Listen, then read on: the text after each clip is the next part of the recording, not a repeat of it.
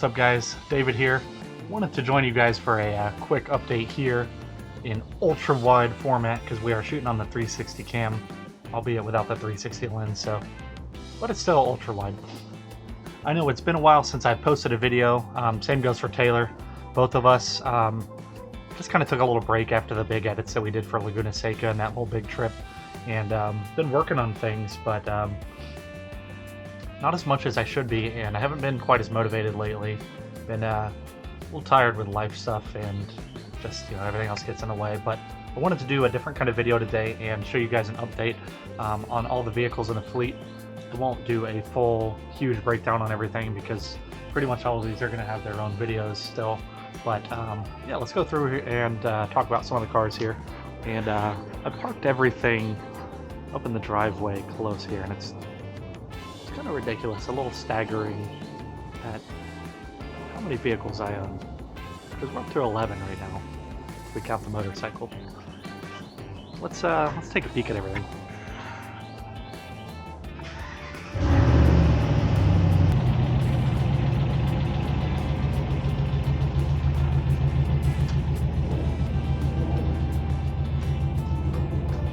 Alright, so in there you might have spotted a couple new things.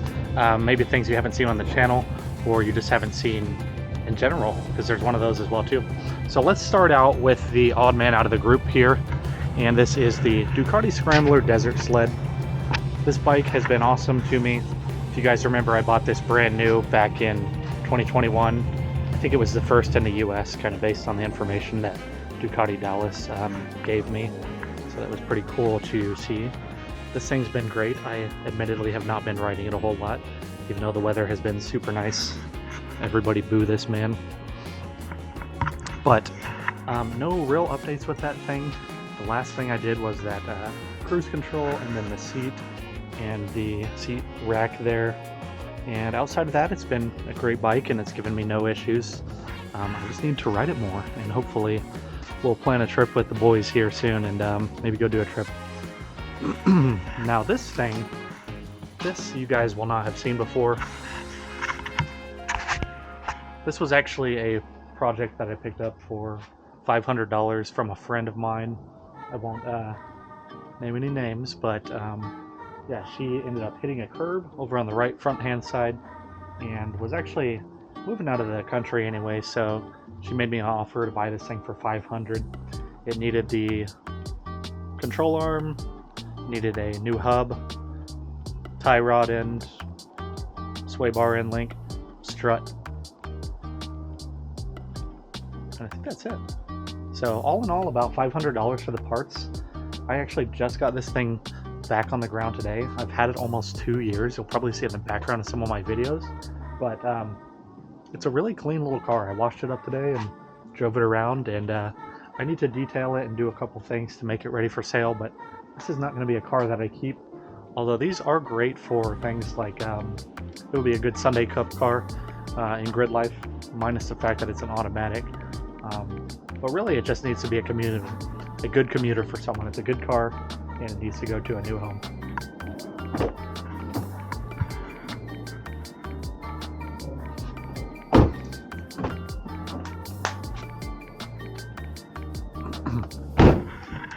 So that point actually kind of brings me to something else.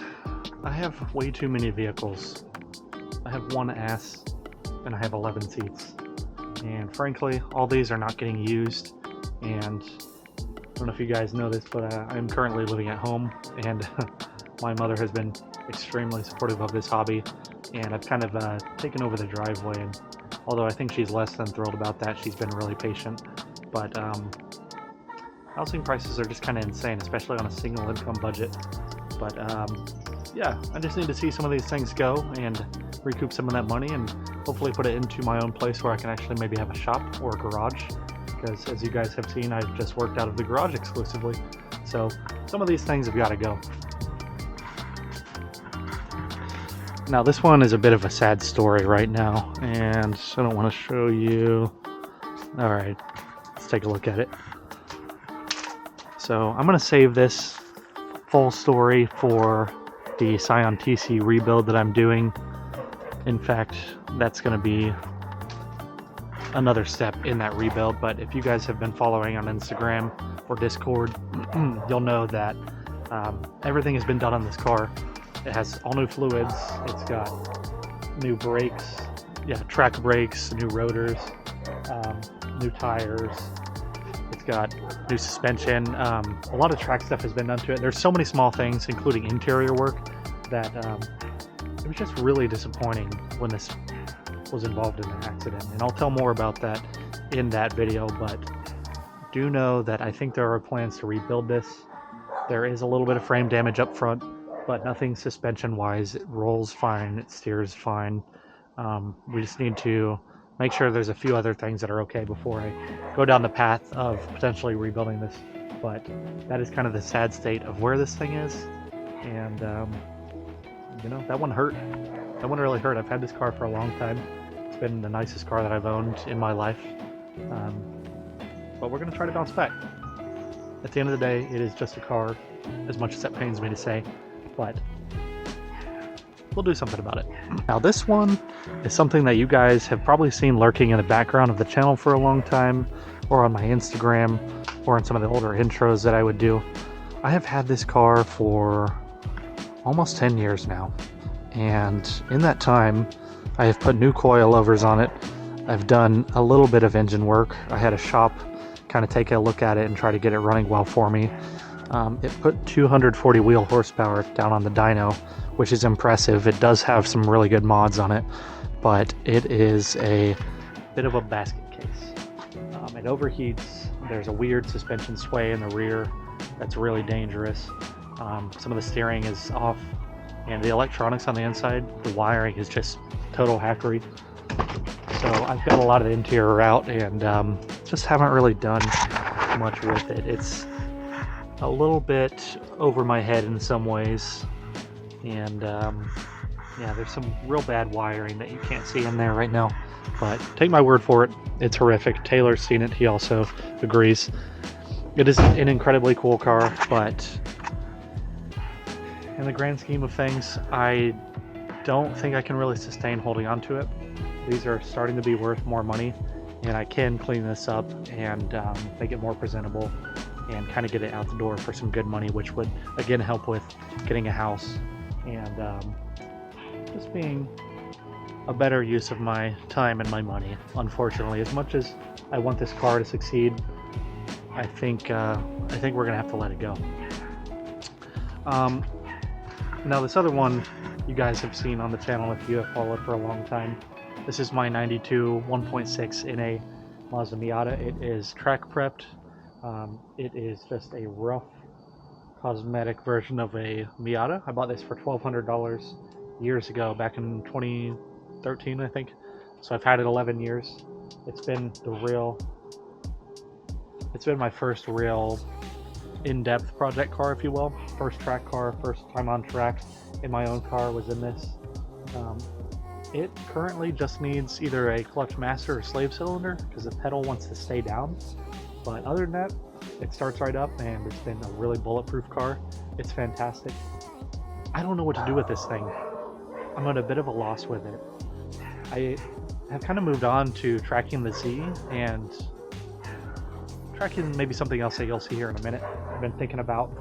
But I miss driving this car, so it has crossed my mind to do some kind of restoration, although that would be a lot of work. I would love to see this as a road car. I just miss driving it, so that's kind of where I'm at with it. I don't really know what to do with it, but if you guys have any thoughts or ideas, make sure to leave a comment down below.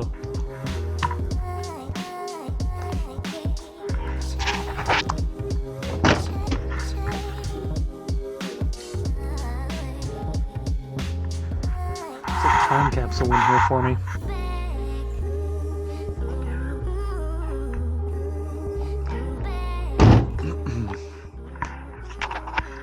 Alright, so this next guy, you guys have seen this before if you followed the channel.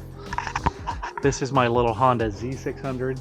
It is the even less known counterpart to an N600, if you know what that is. It is the coupe variant, even though they're both two doors. It's even smaller and has a funny little kind of Pinto style back hatch to it. It is a super cool little car, and anytime anyone comes over, this is the first thing they look at. And I joke, I kid you not, if I were to show up at a meet with this, this would probably take more looks than a supercar would, just based on the fact that it's so weird and so tiny that people have no idea what it is. You know, we all know what these supercars are and they're cool to see, but everywhere I go, this thing gets so much attention and it's hilarious. It's just so small. So, I don't know exactly what I want to do with this car right now. It's kind of on the chopping block as well too. I have debated getting rid of it.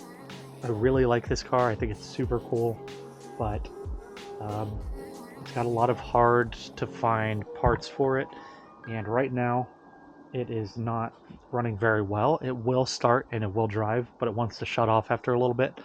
I think there's a lot of tune-up that needs to happen here. Obviously a lot of body work. Part of me really wants to keep it, but I just don't know. I'm not sure. You guys let me know what you think. Let's debate this. Another project that you guys have not seen yet, but maybe in the background you have, is my 1976 280Z. Now this car was one that I had been eyeing. We all obviously eye these classic Z cars, and we know that they're worth their weight in gold in the enthusiast community. If you go a 280 versus a 260 or 240, they're usually a little bit more affordable, we'll say. But even still, this car came in at $5,500. Running, driving, has a fast EFI fuel conversion kit on it. Minimal rust on this car, very rust free. Texas car all its life. $5,500. I still can't believe I got it. And I can't believe I got it for that price. Full interior is there. It definitely needs some love in a lot of areas, but allegedly I have taken this thing up to 120 on the highway, and it was dead smooth, straight, tracked perfectly. Incredible. So this car has a really good base to it, good bones, if you will, you know what I'm saying. But keep an eye on this because there is a vision for this car, and I have shot videos on it, but they have not happened yet. So continue to watch for updates on that. I'm hoping in the next few months I'll publish something. I just need to get off my ass. Another thing is this big bonky ass trailer you guys saw. Got this for $1,800 last year to tow the cars around to the racetrack. And right now a limb has fallen on it. Speaking of, a limb fell on this, unfortunately, and almost fell on the Miata as well too in the past. So neighbor's going to cut that tree down, but yeah, here we are. Still got this thing, and it's going to allow us to travel and take some of these cars to the track again real far like we did to Laguna Seca. So that's been critical for me to have in the fleet. Now you guys know this car very well. This is my Trek Prep 350Z. There's not really many updates on it. I am getting ready to go to Branson Z Fest, so there's a little bit of cleaning up I need to do. I want to get rid of that terrible belt squeal that you guys have probably seen, and if you've heard it in person, I'm sorry. But yeah, still runs great. No issues with it. Just needs to be cleaned up. I don't know what I'm going to do with the vinyls. It feels weird to drive it around in the street like that. It just feels too flashy for me, but I don't know. What are your guys' thoughts on that? I see people driving around with some anime weeaboo stuff, so this can't be that bad, can it? The beloved Protege 5. You guys know this car. Hopefully you guys love this car. I love this car. In fact, I've said before that it's probably my favorite car in the fleet. And I'm not saying that ironically. I truly love this car. It's simple, it's easy, it looks rugged. It just has this fun to drive personality to it. My mom actually just recently drove this for a couple weeks while I had to order some parts for her Tundra and work on that. And it's just always ready to go. It's always willing, and it's always a good car. So I had a seized caliper on this thing and replaced that. But outside of that, just been running perfect. Couldn't ask for a better car, honestly.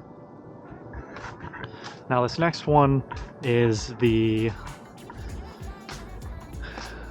what would we say about this? This is out of my comfort zone, and something I didn't expect to buy, but lo and behold, here it is anyways. This is my 2012 Mini Cooper, John Cooper Works package, hardtop Mini. I don't know what to say about it. I don't really know the official term for it, the Mini Cooper hatch. This thing is super cool, and you guys will see a video series on this, but after the TC was wrecked, I was pretty sure the insurance was going to total it. That's a whole story on its own. I'll explain that in the video. But I needed a new daily driver, and this was from a guy in the community that came well recommended from a lot of friends, and we had mutual friends in common. He does racing. He's in the Texas track community.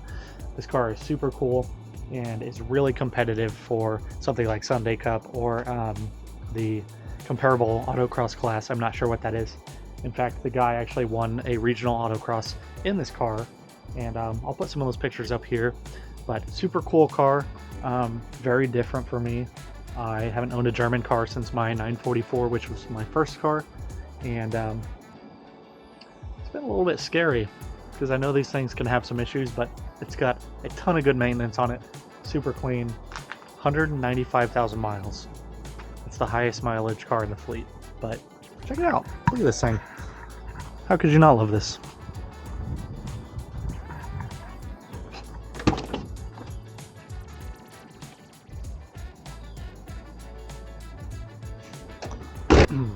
And last but certainly most not least is my 2008 Tundra. No real updates on this thing. This thing has been awesome, bulletproof, reliable, knock on metal. I love this truck to death, and I think this was probably one of the best purchases I've ever made in my life. Buying that at $11,000 back in 2020, it's just opened up all new doors for me in terms of the enthusiast hobby. Couldn't recommend a Tundra enough, especially some of these earlier ones. You can get them at a real value. But nothing real with that truck. It's just been good. It's been doing its job, so hopefully it will continue to do so for a long, long time. And that is it, guys. So just wanted to do a quick little tour and an update on the channel. Taylor is actually working on some videos right now. I am going to work on the TC series because I promised you guys it's coming. It is going to happen. Just bear with me. I got to get that motivation a little bit and get some stuff kind of out the door, fix up some of these projects. So guys, thank you so much for watching and for enabling us to do this content. This is awesome. We love having you guys watch this stuff. If you enjoy this kind of video, make sure and leave a comment or a thumbs up, and check out some of the other videos on screen here. Thanks guys, we'll see you in the next one.